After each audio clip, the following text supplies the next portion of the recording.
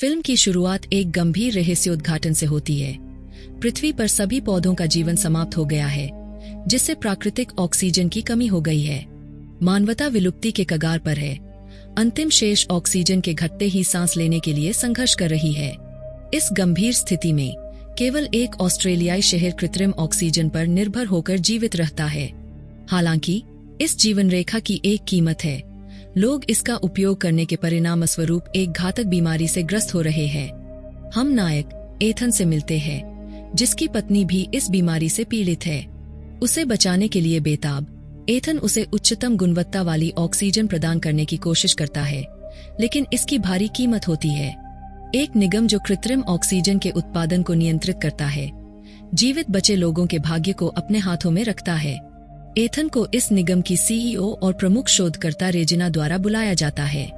वह उसे चेतावनी देती है कि बीमारी तेजी से फैल रही है और अगर इसे रोका नहीं गया तो मानवता समाप्त हो जाएगी। एक चौंकाने वाले मोड़ में रेजिना एथन से कहती है कि केवल वही इस आपदा को रोक सकता है। भ्रमित एथन सुनता है, क्योंकि रेजिना एक टाइम मशीन के अस्तित्व का खुलासा करती है, जो उसके पिता द्वारा बनाई गई एक गुप्त परियोजना है।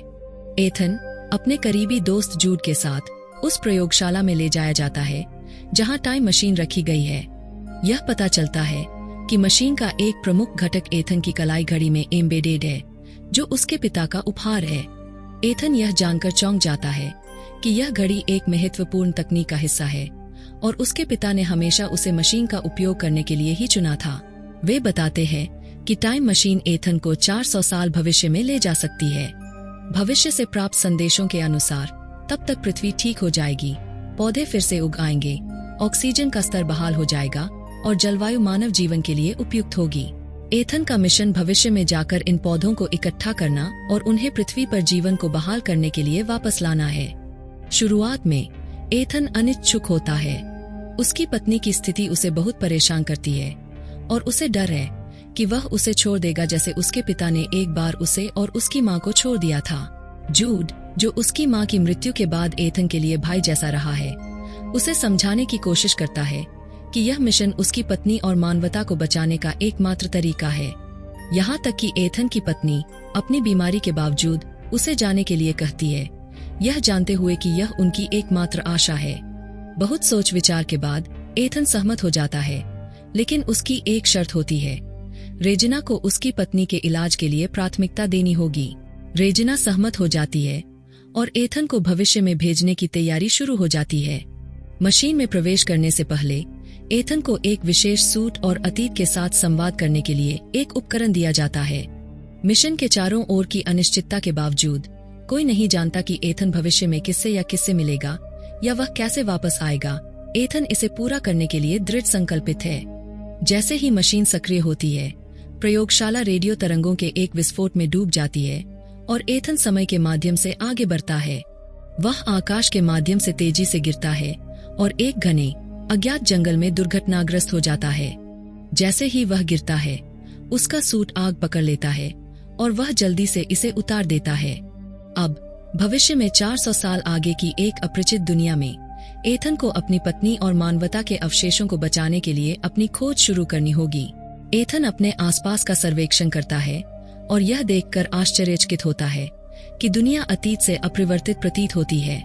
हवा ताजा है, प्राकृतिक ऑक्सीजन की सुगंध से भरी हुई है और प्रकृति की सुंदरता उसे मोहित कर लेती है। हालांकि जैसे जैसे वह अपनी यात्रा जारी रखता है, उसे एक भयावह दृश्य दिखाई देता है।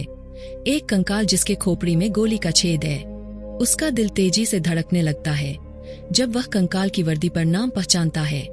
यह नाम उसी का है।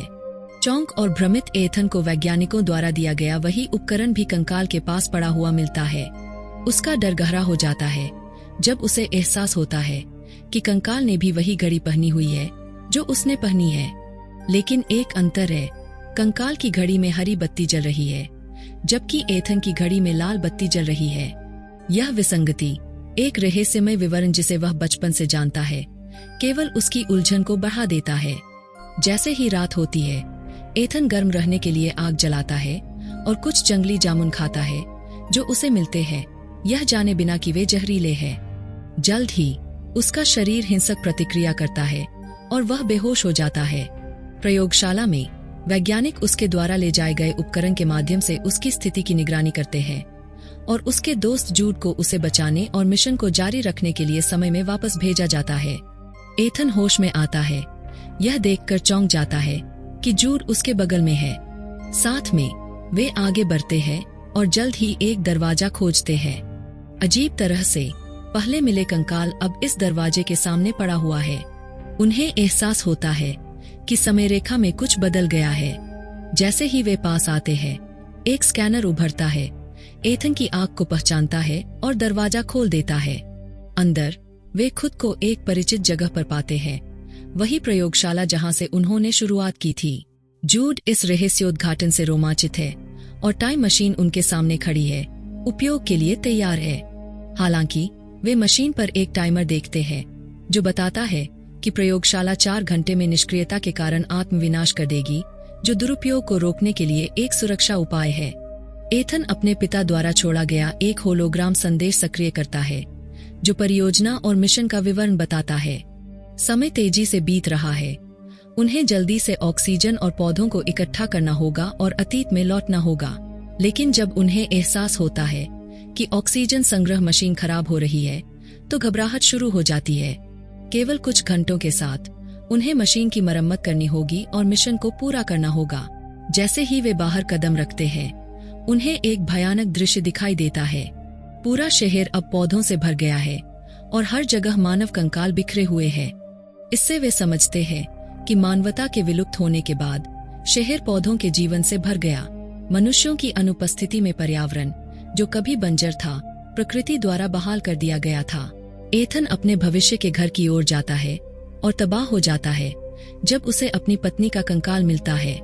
भावनाओं से अभिभूत वह भविष्य के उपकरण से एक रिकॉर्डिंग चलाता है। इसमें वह एक भयावह सच्चाई सीखता है। जूड उसे गोली मारने के लिए नियत है। जूड इस रहस्योद्घाटन को सुनता है और तनाव के क्षण में भविष्यवाणी को पूरा करने के इरादे से बंदूक निकालता है। एथन हताशा में जूड को रोकने में सफल होता है, उसे यह समझाने में कि उन्हें मशीन की मरम्मत पर ध्यान केंद्रित करना चाहिए, इससे पहले कि बहुत देर हो जाए।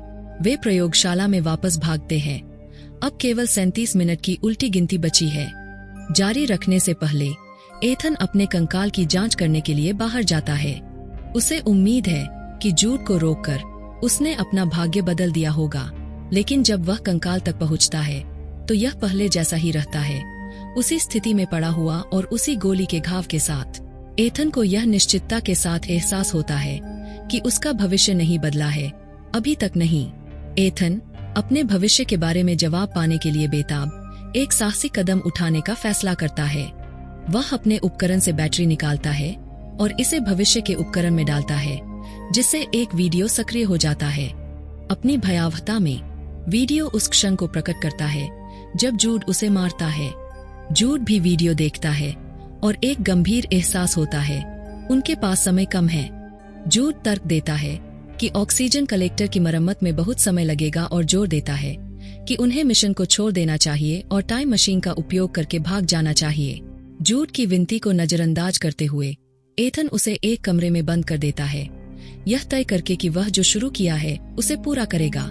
फिर वह प्रयोगशाला में एक रिकॉर्डेड होलोग्राम सक्रिय करता है जो उसके पिता के जीवन के अंतिम क्षणों को कैद करता है।